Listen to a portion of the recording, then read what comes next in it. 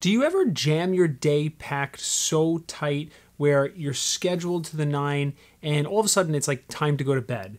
Or you are maybe too stimulated right before bedtime, like maybe too much TV or some bad food, and then you have some trouble falling asleep? Well, today I'm going to teach you how to implement a PM wind down routine, a night wind down routine to ease the transition into actually going to bed and hopefully get to bed on time. Welcome back. My name is Kevin McKella, and I help stressed out overachievers design the ideal day. So instead of trying to create, a whole bunch of new positive habits, what we do is we take a look at your 24 hours and we create a custom set of daily routines. So when your head hits the pillow at the end of the night, you feel great about what you've accomplished that day and ultimately where your life is headed. If you're new here, consider subscribing and of course hitting the like button if you like it. Let me start by saying routines are incredibly powerful. As I literally just explained, routines are pretty much the basis of not only this channel, but my business, and it completely has transformed my life. It's been able to boil down all the things that I want to do and simplify them. So for instance, if we take a look at brushing your teeth, right? Brushing your teeth is not some type of healthy habit that you want to try to instill. It's just part of your routine. It's just something you do, so it becomes completely automatic, hopefully. So with that being said, it's not something you have to really think about or worry or track or stress over. It's just something you do automatically and you don't even have to think about it. So what we're trying to do is create a nighttime wind down routine. Now, this is not a PM routine because of the fact that a PM routine may have elements that actually amp you up. For instance, my PM routine actually has a complete 2-hour block that you're pretty much watching, right? This is a lot of the time that I work on upgrades. So I'll record, I'll edit, I will, do some community outreach. So that is a 2-hour block from 8 o'clock to 10 o'clock at night. That is not part of my wind down routine. But for me, right after I am finished with my business block at 10 o'clock, begins the wind down process of my overall PM routine.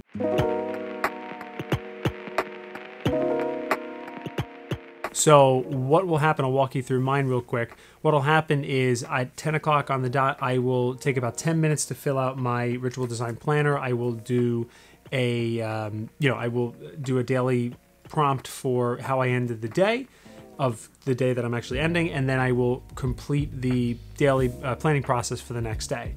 After that 10 minutes, I will head upstairs. I'll prep the coffee machine if it's not already done. Sometimes I do that when I clean the kitchen from dinner. I will take out some of the recycling stuff, just some random stuff, and I will prep my clothes for the next day, the gym clothes. So that's a pretty easy hack that I'm sure you've heard of before.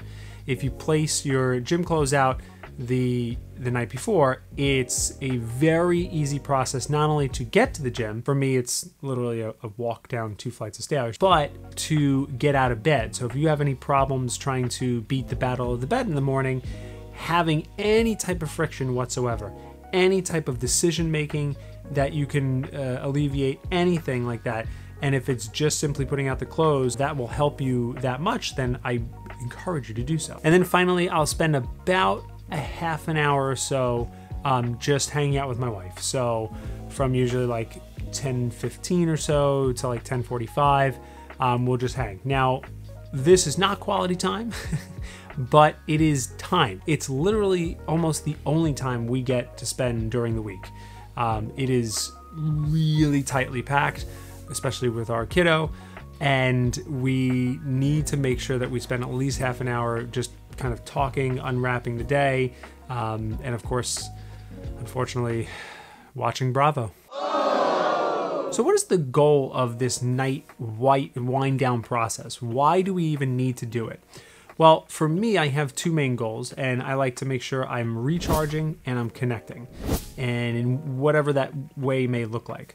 For instance, I'm recharging by having actually tea. So that's, just one of the processes, but I will have tea and I'll usually make that right in the middle of my business block. and I will carry that throughout the night. But the tea is pretty restorative, right? I do a little turmeric, maybe some, if it's like an herbal green tea or something, or definitely make sure there's some turmeric in there, some lemon, and I'll throw in some every once in a while, like a fire cider, apple cider vinegar type of thing. And that is kind of like my restorative drink. I am getting some fluids in my body. I'm getting some lemon to, alkalize my body and just hydrate, for lack of a better word, before I head to bed. It's also more of a mental process to just kind of, unwind, have just a nice hot beverage, drink something as I'm working and as I'm transitioning into the wind down process. At night, I'll also take some vitamins. So I'll do a drop of vitamin D K2 or D3 K2. And if I feel like I need to do some vitamin C or a multivitamin, even though earlier in the day I would have done my athletic greens, which is a whole slew of health benefits. So usually I don't have to take too many other vitamins besides that. And of course, number 2 is the connection, right? So the big part of connecting is obviously hanging with my wife and just, making sure we get some time to spend together. And not only that, it's like the only time I get to spend with my dog, Ollie, right? So, I like to make sure that he's on the couch and getting some snuggles too. So if you are trying to implement some type of wind down process, I guess the next question for you is, what are you actually going to do? What areas of your life are you going to focus on? Well, if you're trying to think of something to implement here and what areas of your life to focus on, you always can resort back to the major 3: the body, the mind, and your emotions. So for instance, maybe the wind down process actually might be a very easygoing yoga routine. It might be some type of meditation, right? Even though, like, for me, I do my meditation in the morning, doesn't matter. You may be saying some affirmations to yourself, maybe some journaling prompts. But whatever it is, it should be centered around actually winding down and not necessarily revving you up mentally. We may not be wanting to read some type of nonfiction, actionable business book or something.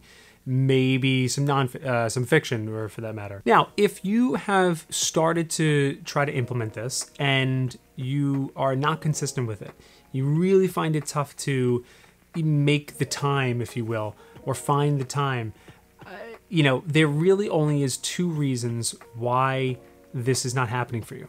One, it's that you've packed this wind down routine with way too many elements. So it's just too busy and you actually don't have enough time to do it. Or 2, you haven't deemed it important enough. So if you are an overachiever, right, you may be saying to yourself, yeah, but that's like a waste of time. I could be doing another half an hour work and then I can go to sleep then. That's fine. But the reason you're probably watching this video is you're getting poor sleep, or it's taking you a long time to go to sleep.